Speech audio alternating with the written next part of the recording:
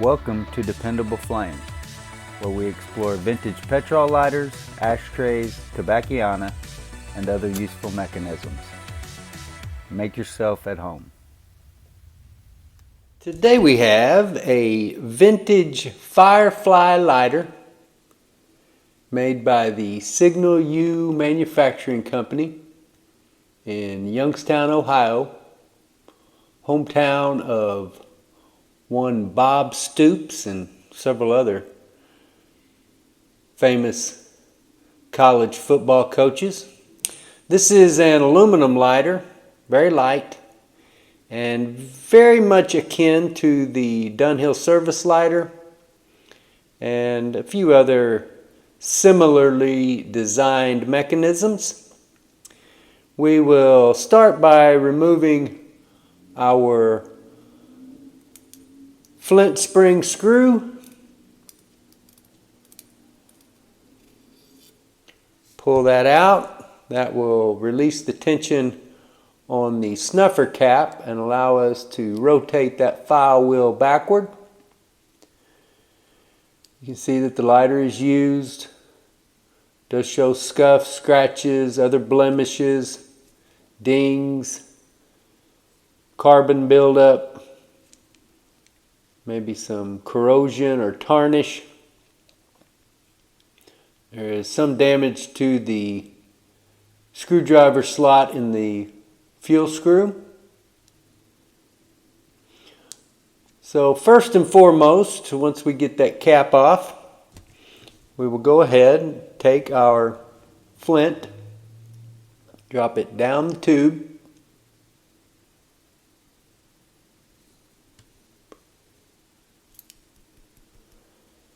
and follow that with the spring and Flint spring screw. Start tightening that down.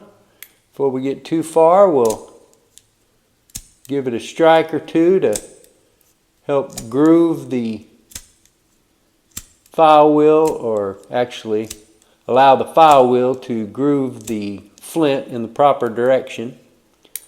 So now that we've got that grooved, we'll get it tightened on down. That is tightened all the way down.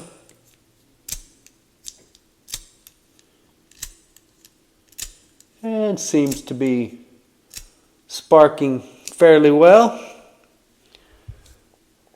Open up our can of Ronsinol.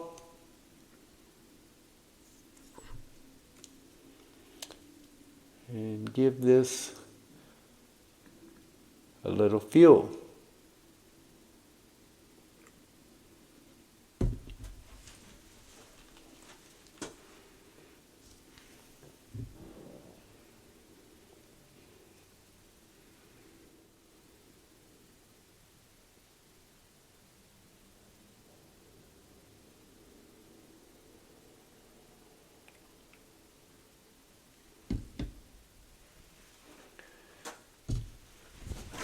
So we were a little bit sloppy with our fuel there, and it looks like it has absorbed about all it is going to absorb.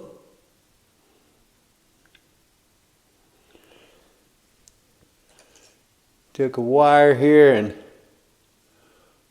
poke our cotton, our absorbent material, try to get any air that's down below there to come on out and allow that fuel to soak on down in there. Fuel a little bit loose looking in there, but not overfilled enough that it should be a problem, I don't think. Hopefully it doesn't give us too bad a case of vapor lock. So we've got our fuel cap now on. You saw that the fuel cap did not have a paper gasket or rubber O-ring, no kind of seal, just metal on metal, which sometimes works just fine. The cotton wadding should hold the fuel in there sufficient enough.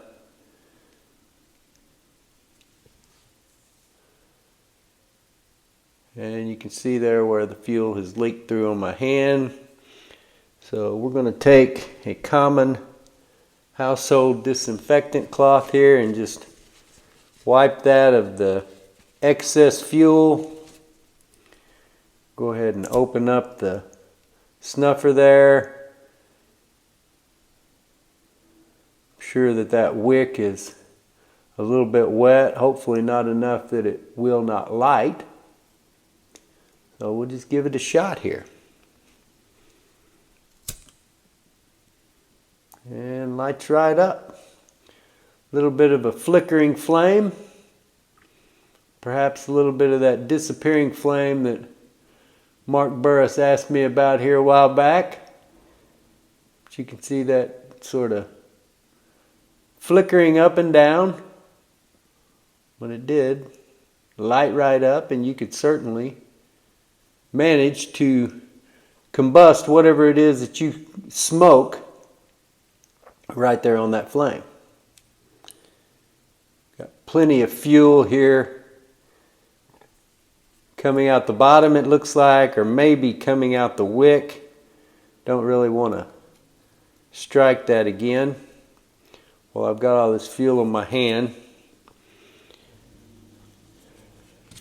So we've all talked about the capillary effect before, how an over-fueled lighter will certainly purge fuel.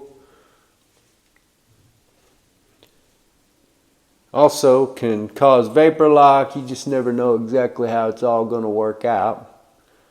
But here it is, a pretty nice, does have flaws, FYRE-FLY Signal U Manufacturing Company out of Youngstown, Ohio, with an aluminum lighter. Whether it was an aluminum block lighter or not, I guess technically you would say this was not an aluminum block lighter because it is not all made out of one block, or at least it doesn't appear to me to be.